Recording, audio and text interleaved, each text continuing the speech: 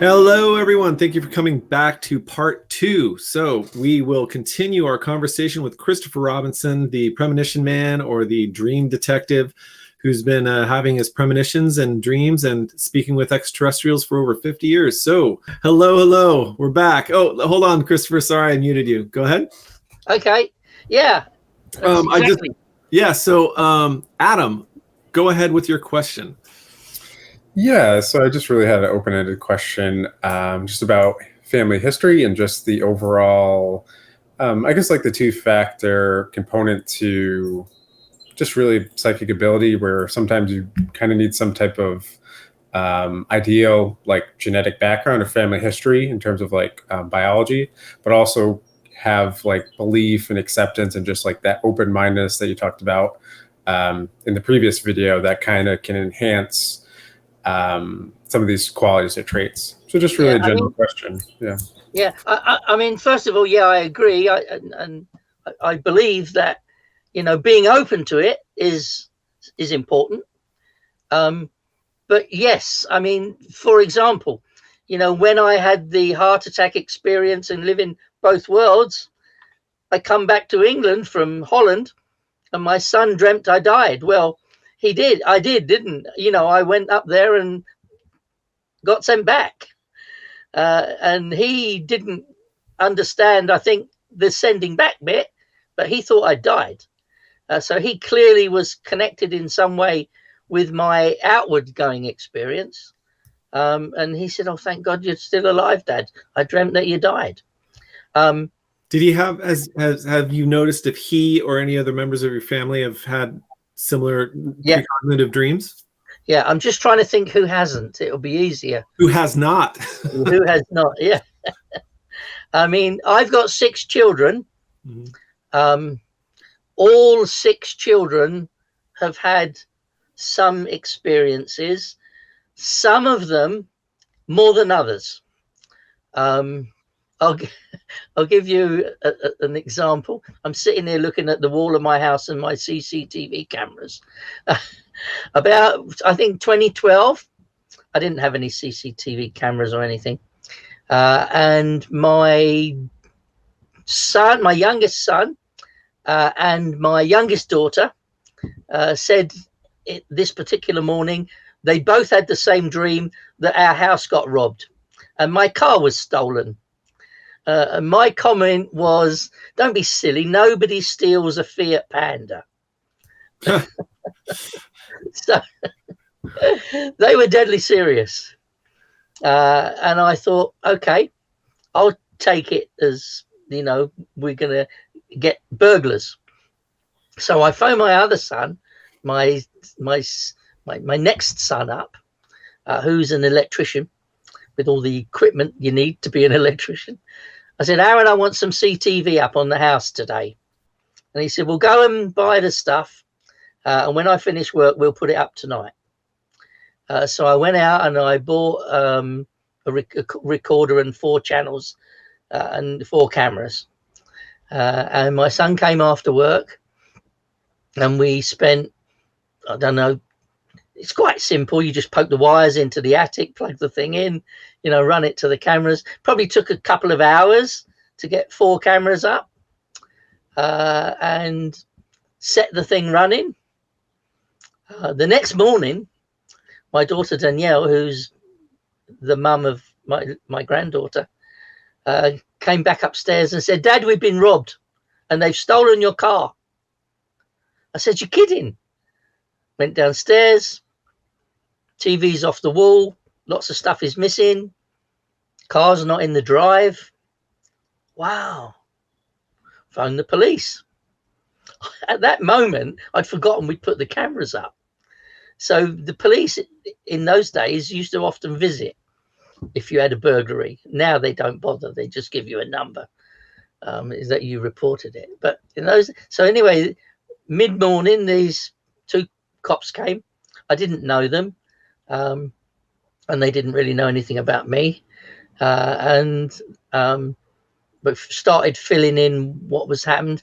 And one of them said, "I see you've got CCTV. I said, "Yes, I have, but I haven't got a clue how it works." So he said, oh, I said, we only put it there last night. And he said, you only put it there last night? He said, what made you put it there? I said, oh, my 2 children dreamt we were going to get burgled and robbed. Anyway, he knew how to work it. And of course, great, isn't it? We've got them climbing over the fence. We've got them with a baseball bat. And the policeman said, I know those 2. Crackers, isn't it? And went and arrested them straight away, you know. But I'd never had CCTV before. And we're talking about, I think, 2012. You know, in 2012, how old was I? I was 60, 61. You know, in all my life, I'd never had a camera. Right. Yeah, the minute we put it there, we get robbed. That's fun. Well, only because your children had the premonitions. The children had the premonitions and not me. And what I think is kind of funny about your reaction is that for all these decades you've had it, they have it, and then you're like, no. Which is funny. I mean, it's like I figured your first reaction would be, oh well, we should do. Well, they've had it before. Okay. That's why we went and we put the cameras up. Yeah. I kind of half thought, you know what, both of them, 1 girl, 1 boy, separate rooms, not talking to each other, not listening to each other talking in their sleep. Right. Say the same thing. Yeah. So that was a in a sense, it was a funny one, you know. Right. Well, that also segues into a question Ramsey had, which was premonitions about your own future as well as ours, as in the Earth's own future. I don't know about my future. I know that they fixed my heart, and that's why I'm still here. I don't know. I hope to be able to take my granddaughter to school, which will be in 3 years' time.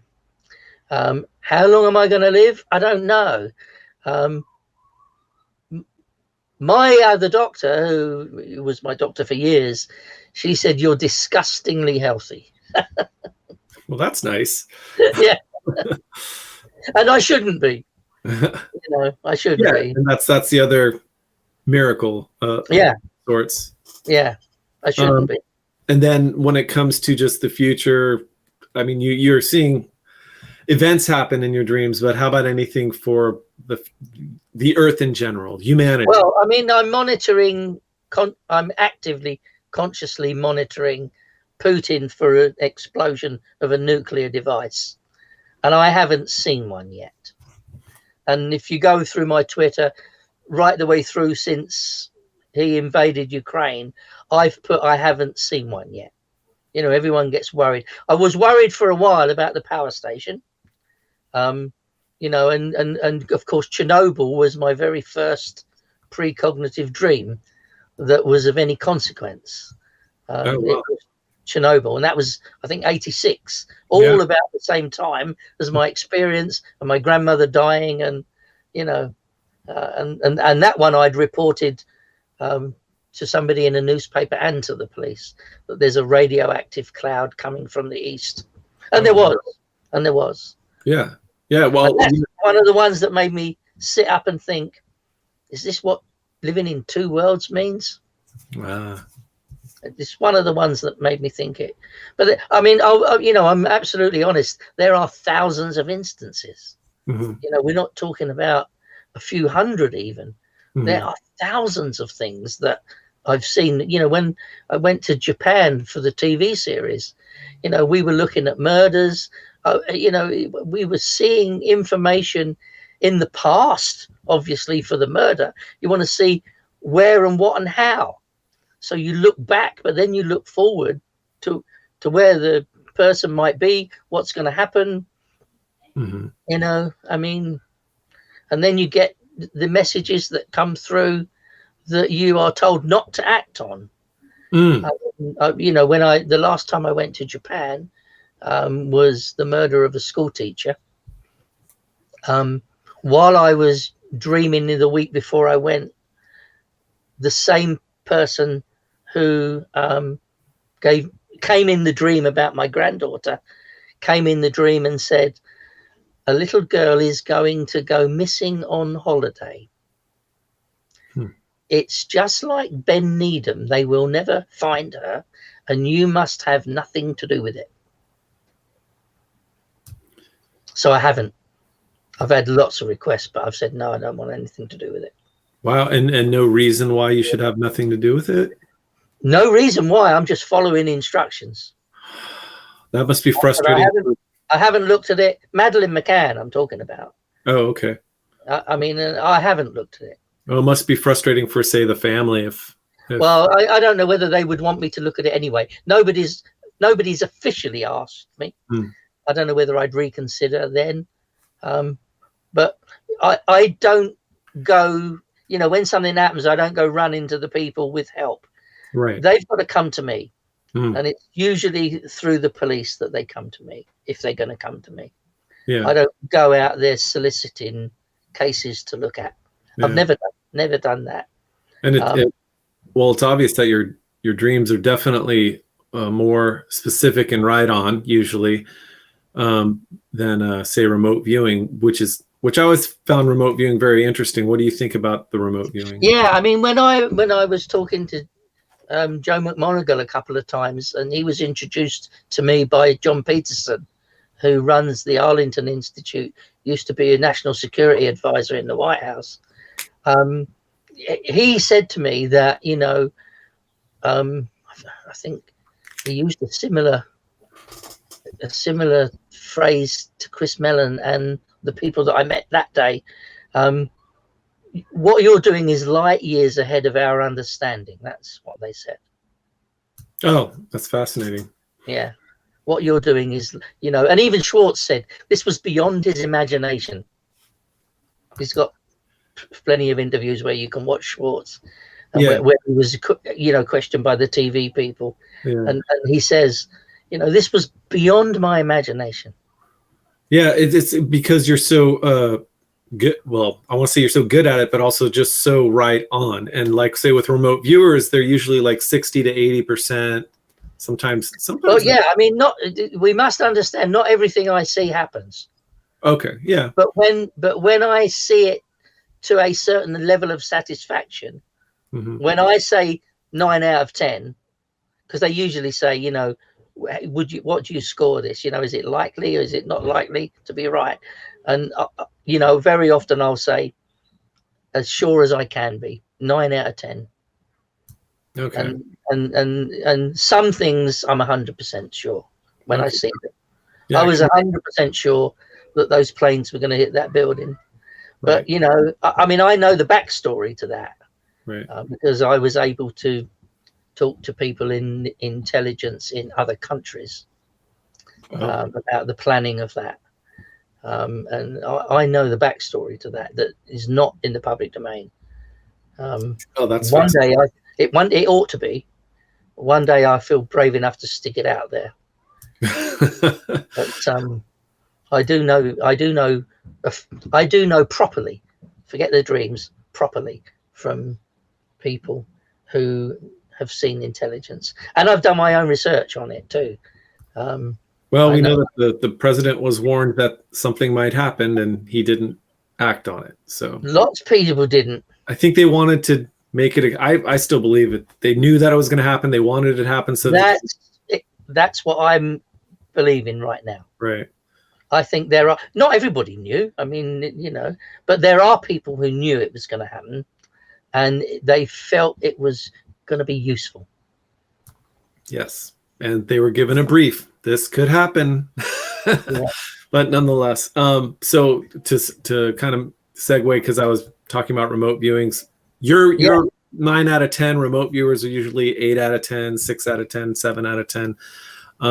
But I did hear recently that a group of viewers were asked to check out the next 10, 15, and 20 years, and they said they saw a large disturbance at the late 2030. I think Robert Bigelow is setting up a project for this, isn't he? I think that was it, but I'm my memory is. He's got a website called Bigelow Institute for Consciousness Studies.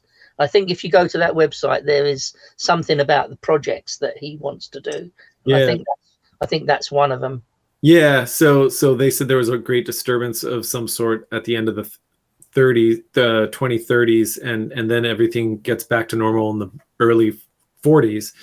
And for some reason, I felt like it possibly could have been this coronal mass ejection or solar flare that people talk about. What have you to say about this?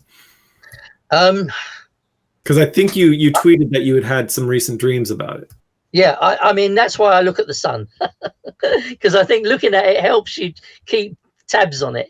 If you see what I mean, you know, if you involve yourself with what you think might be the situation, and that's why I took pictures of the sun today. Nothing to do with talking to you today, but you know, because I'm thinking, you know, something's not right here. And I, as I say, I just set up my telescope and a projector screen and took the pictures. Right. You know, I can do that anytime I want. But I do that. I regularly monitor it because the sun had such significance in the Arizona experiments.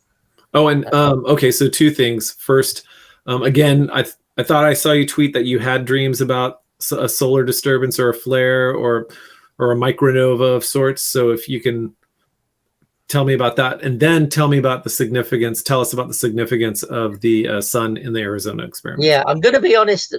I have had the solar flare dreams, but I haven't got any notes with me, and I couldn't tell you where. But my tweets will be accurate. So, you know, thing to do is that's why I put it there. You know, I mean, so go back on that. I'm not trying to avoid it. I just can't remember. Okay. The Arizona experiments were extraordinary. The concept was that they would find different locations that had some unique characteristics. So there would be something at each location that you would not find at any of the others. And my job was to ask and this is not dead people, this was extraterrestrials, through you know, my lightsaber. They were going to take me to the future or show me the future on those 10 days, one day at a time. And remember, you're using the Force, not just the lightsaber. Yep, the Force is with me. Oh, I mean, it was really unreal. I mean, I was on another level. I'd say. But go ahead. So there was day one. Day one, there was a theme. The theme was holes in the ground. Everything that we saw had something to do with being in a hole in the ground.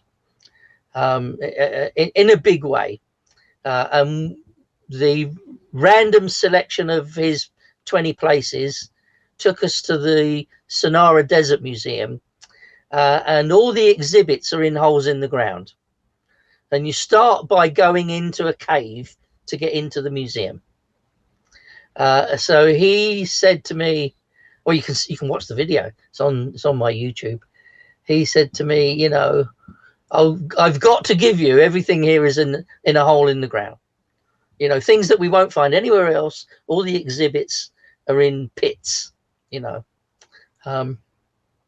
The second day, shops and workshops.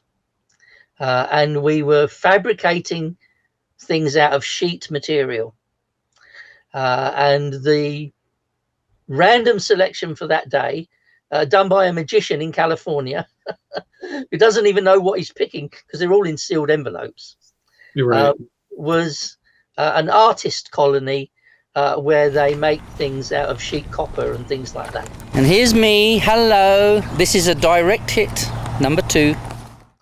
Absolutely amazing hit. I mean, that you can see him in the video wandering around completely bemused. It's fascinating. You're quite excited, aren't you, that I could get it right again? I'm so excited. And for my I may have to become a believer. I may have to become a believer as a scientist. Well, that's what I came here to do, show you it was true. Yeah, you're going to force me to believe it, aren't you? I am. Day 3 was really funny. Day 3, I've got heads. I've got things that you see everywhere, jeans and belts and clothing. But I've got doors that open and this parade of heads. So when he found out where we were going and we were driving to it, he said, I'm not telling you where we're going till we get there. He said, but the only heads are going to be on people. And everywhere we go, we're going to see people and we're going to see heads. He said, so do you think that's what your dream is telling you? I said, don't be silly. Of course there are heads everywhere. Everywhere there's people, there's heads. I said, this is different. And he said, well, I don't think it's going to be. Anyway, the shop that was the target was a shop called Dillard's in the Tucson Mall. So we drive into the car park and it's not open yet. So we wait in the car until they slide the doors back to open and go in. So we get out of the car. I get my camera. He gets his camera. We get told we can't film because they don't let people film in the store. Anyway, so when the sliding doors to the actual internal part of the store open, there's an exhibit of heads. And they're all along a shelf, different types of heads with different hairdressing and different cultures' heads. And these are all model heads. And the video is so funny. He's standing there looking at it. And he said, you tell me heads. I say there won't be heads. What do we see? We see heads. And he was in shock, wandering around. But there's heads. I come here every week. I've never seen heads before. I mean, he was off the planet, bless him. He was, okay. So he said, it can't get better than this. I said, oh, yes, it can. Oh, yes, it can. So the next day, I decide to tell him that I've got notes from 3 months ago, 2 months ago, 1 month ago, and last night. And I don't want to see the notes other than last night. I said, you will want to see them after this. So he said, what did you see? And you can watch the video. So my memory is not right. The actual recording is online. I was in London and I had 2 newspapers. Now, if you've ever been in England, so if you're in England, we have a newspaper called the Daily Mirror and we have a newspaper called the Sun. Oh, yes. And in this dream, I was in Greek Street in Soho in London, and I took the newspapers and I rolled them together to make a telescope. So he said, right, okay. So he doesn't know where we're going. He has to phone the magician, who has to phone someone else to get them to open one of these envelopes and then phone back. And on the way there, you can see the videos online of on the way there. He said, so now tell me again about these dreams. And I told him about all of them. And he said, well, I'm still not telling you where we're going. We went to a solar telescope high on a mountain. How many solar telescopes are there? There are not many. No. And what is it? It's a sun, the mirror. There's a big, huge mirror in it. Hey, Bill, on a scale from 0 to 10, this is 100. Well, when I heard what you said to me after hearing his dream, it was amazing self-control. And as I said, you don't know the half of it, Bill, and when you hear it, just this one day is going to be published as a separate experiment, even though, of course, all the data will be published. This one day, it'll never get better than this. I'm serious about this.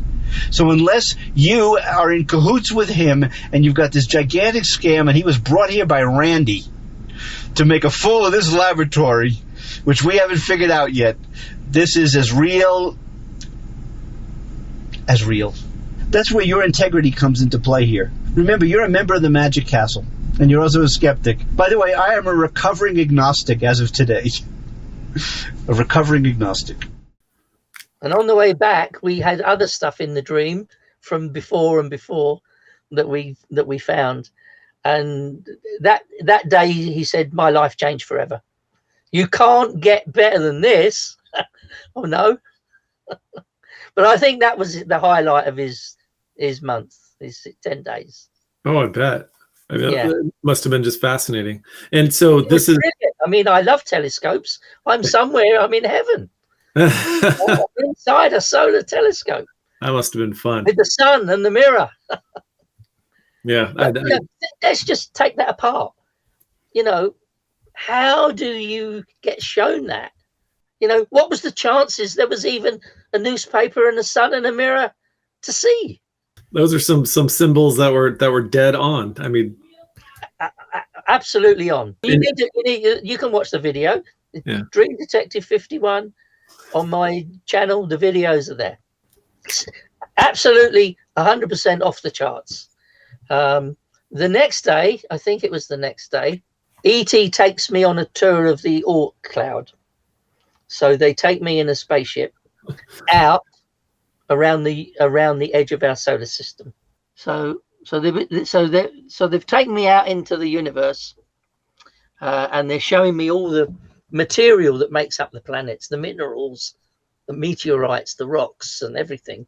And they're explaining to me that tomorrow, this is relevant.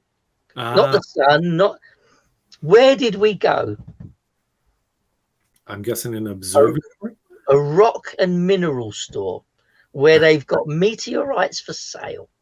Now, when you were just to go back to the trip out to the Oort Cloud and so forth, do you remember, were they light beings again? And do you remember what kind of craft you may have gone into? Or you when you have these dreams, or they take you, it's not always you get beaming up and you see the craft.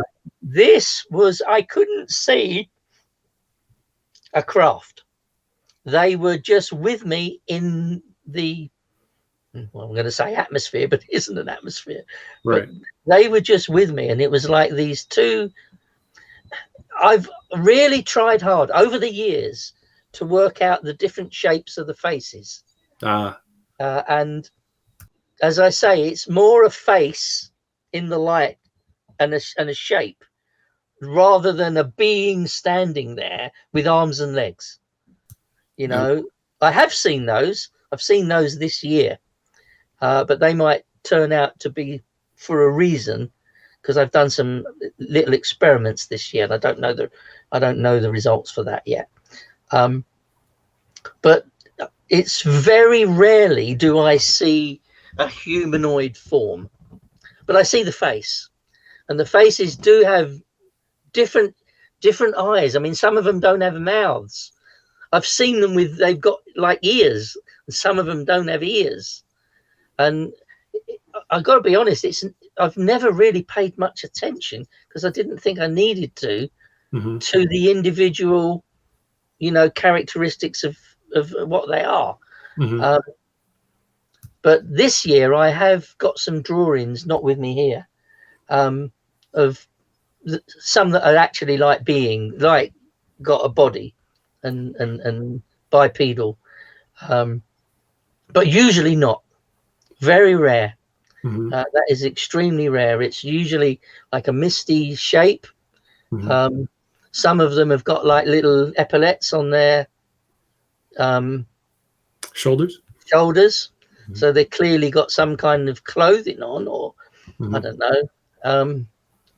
But I never, because I wasn't really into aliens, and I didn't pay much attention.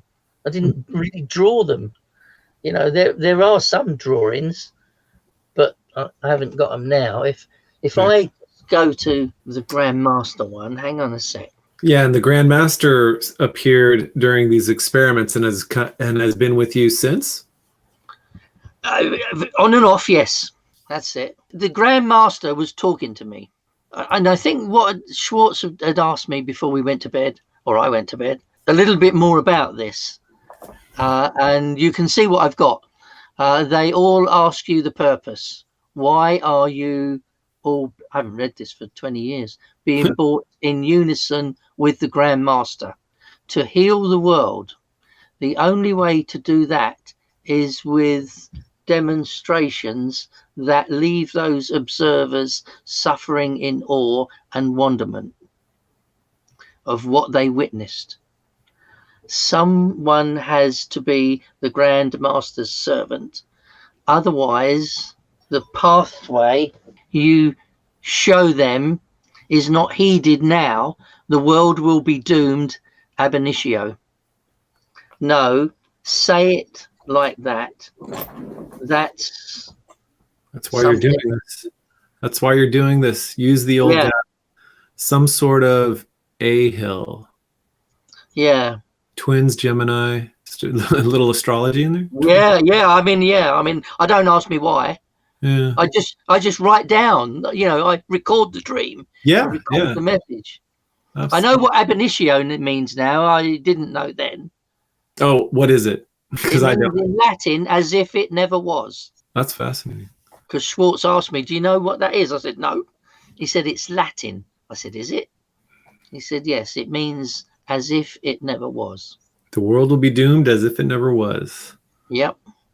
Well, this you wrote down a decade or more ago? This was, I'll tell you the date. I've just got to find it on this because one. I'm interested in that. The second line says, being brought in unison with the Grand Master. And then here we are decades later, and you're saying that you had just... So 4th of August. Hang on a sec. What does it look like at the top? It's the 3rd of August, 01. The 3rd of August, 2001.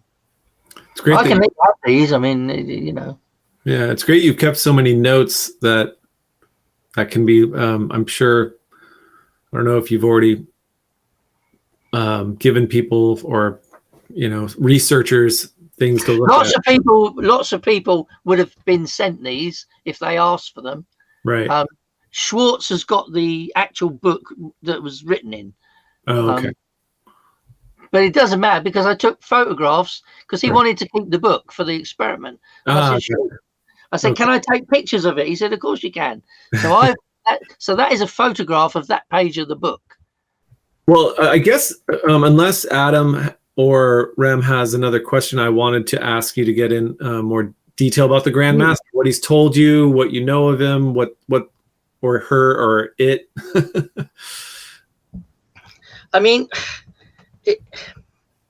we're destroying this planet. One of the things when I first was building a relationship with this being,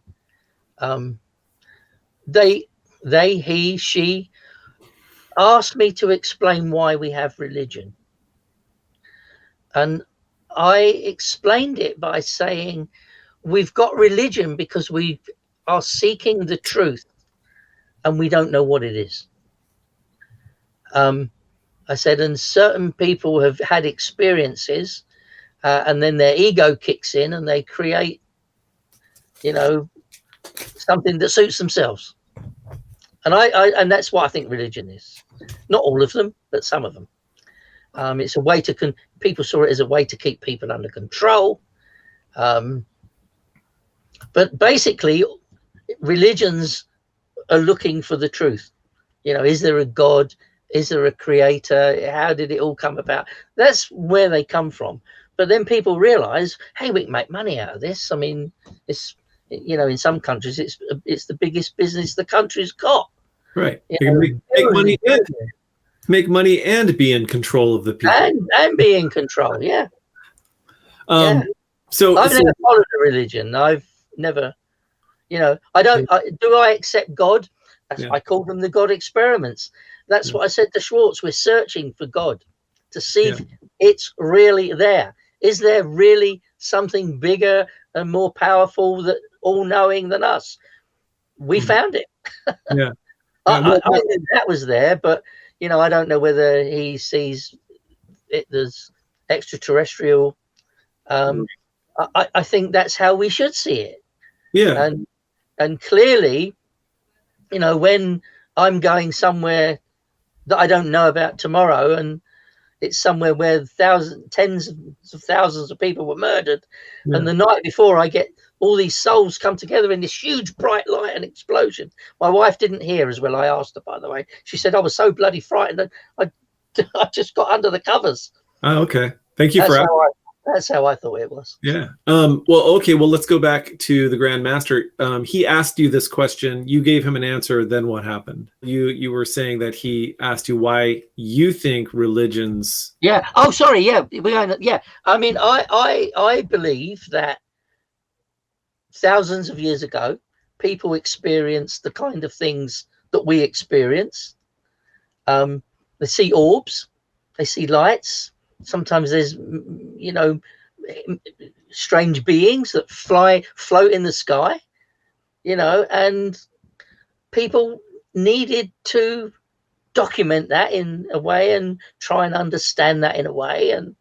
And then because it was way beyond their understanding, it had to be a god, you know, it had to be God. It had to be, you know, and a lot of the religious characters in history have used it for themselves.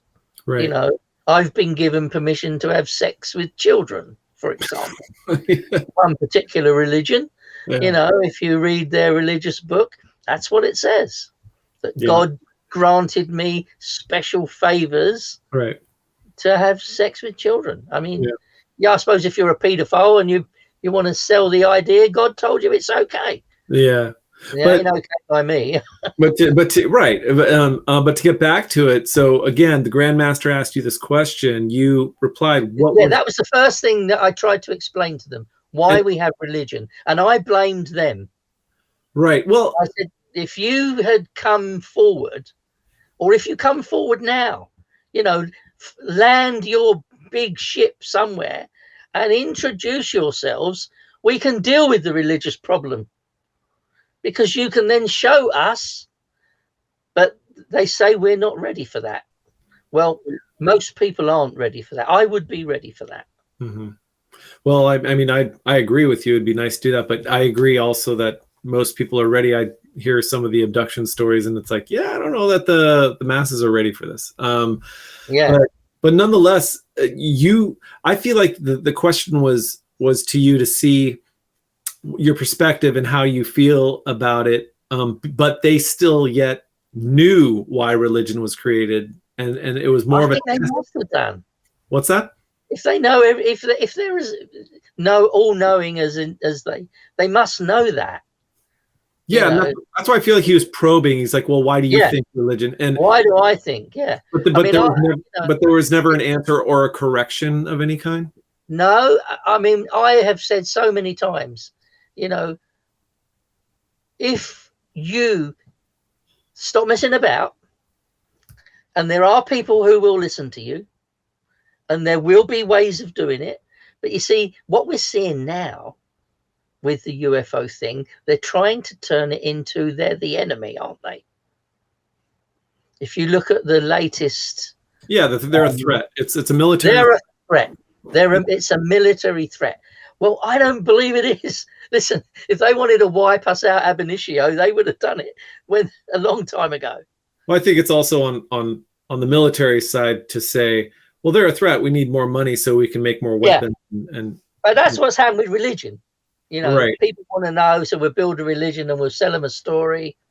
And it's always come down to that. They have no concept of money. Right. I remember someone that as well.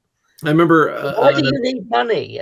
You know, and they're asking questions. I think, or my thinking says, well, you should already know the answers to this. Right. But maybe they don't. Well, maybe we're granting them too much of our understanding. Yeah. It's funny. It reminds me. Maybe they really don't. I mean, they don't understand why we're burning all the rainforests.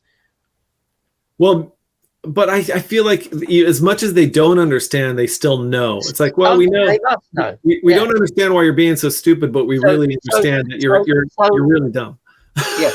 So what they are trying to do then is get together enough number of us so that we can change what they already know. Right. You know, they know we wouldn't take orders. Mhm. You know, we shoot them down rather than take orders. Right. Well, I mean, you know, Yeah. so you've got to look at it from, they want us to save this planet. Right. There are too many people. Yeah. That's right. There are. Yeah. Can't go on growing the population exponentially. Yeah. Well, in that sense, I also feel like that solar micronova, I feel like the military and all the people in charge are just waiting for that to happen because they've seen the future. They've been told the future, and they're like, well, we don't have to disclose because we know that this thing's coming. It's going to wipe out half the population, and that's half the people we don't need to answer to. Yeah, exactly. What's the matter? So that's kind of how I feel conspiratorial. It sounds conspiracy like, but it's, I mean, who knows? We don't know what the answers are. I don't know it, but I mean, from people like yourself, it just, you put things together and say, well, this might be what's going on. And yeah, I mean, I think with their level of intellect and understanding, they do know. But what they're trying to do is probe us so that we learn from that probing rather than learn by being told. That we actually learn it ourselves. We come to understand this is absolute what we need to be doing. Yes, and there's lots of people that are online that always say, oh, well, why don't they come and help us? Well, you know, it's like a parent to a child. You got to learn this on your own. We can learn this on your own. We can tell you, you shouldn't do this, you shouldn't do that, and we'll tell you this, but it's the decisions that you make that affect you for the rest of the life of this planet and yourself. So I absolutely agree with you that, and I've also, I mean, I've read other things with channeled material and so forth that says that's exactly that. It's not our job to fix this. It's your job. Our job. You have the technology, you have the smarts. You just have to do it and stop warring, stop being greedy, and come together and realize you are all one. You are all connected, and this planet is a very, very unique. I can't say it's a very unique place. Very fragile. Yes, it's very fragile, and it needs to be taken care of like a child. You need to nurture it, and anyways, I guess I could go on about that stuff myself. Yeah, no, I mean you can, but you know, I have accepted their superior intelligence, and the only reasons, as we've just discussed, that they put it to me and asked me, and ask other people. I'm not the only one. They've asked this. You know, that's their way of making us realize. I think, you know, we are destroying. There are too many people. I mean, Putin is quite happily destroying people with his rockets because he wants some. He's not even going to be here very long. So why is he really murdering all these people? Well, I mean, I don't want to get into the politics of it, but real quick, we know that Putin said that everything that happened back in the 80s was wrong. The USSR stayed together. Yeah. He wants to bring it back together from what we kind of get. He wants the land back. Yeah, there you go. July 1990. Putin, VP1, Russia, war, World War III. I've known about Putin since 1990, July the 7th. Gotcha. Right. And I've been monitoring it since then. Yes. And that was before. I mean, he goes on in this dream to talk about Gorbachev, and you know, he was angry that Gorbachev was doing. He was only a junior KGB officer then. But he has been incensed in turning back the clock. He wants to take. I mean, I put all this on Twitter anyway. Yes, you have, and so you know what? We'll leave that there because, of course, that is hours and hours. And that's how long ago Putin, in his head, wants to do this. I got it written down from July 1990. Mm-hmm. Yeah, everything is real. And in that same dream, there was an attack by the IRA with rockets on Downing Street. That happened. Oh, that's right. I remember. That happened. You mentioned this one on another video. Yeah. So on the same dream, the same night, I'm shown something that is going to happen imminently, and I'm shown something that's going to happen in 30 years' time. In an email, you did say that the ET's involvement with us as a species is more than what people know or can imagine. And I just wanted you to, as well, let's see, I wrote, ET's involved with us both on a day-to-day level as well as over the history of humanity. And you feel like it's much more than people could imagine. So could you... well, let's look at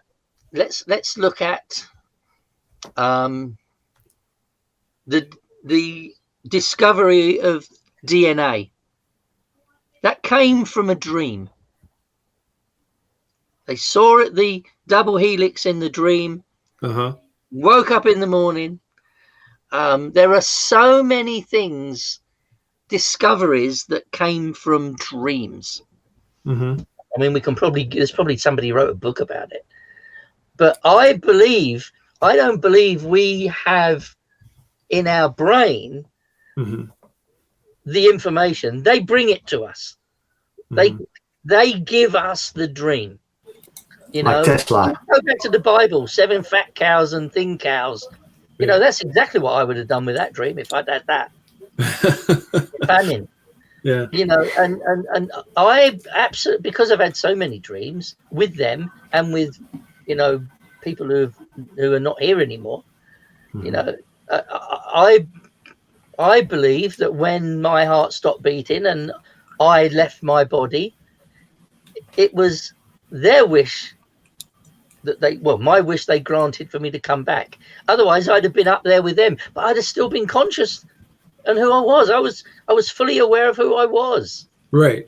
And my heart stopped. You know, it's the same as when they stopped my heart for my heart operation in 1960. You know, and a lot of people have said to me, especially people in America, you know, you've had all these experiences where you've been dead before, near-death experiences. You know, they had to stop your heart to do your operation and connect you to a bypass. You know, back in 1960, I had another accident where I smashed all my face up and I had to be resuscitated in hospital when I was 16.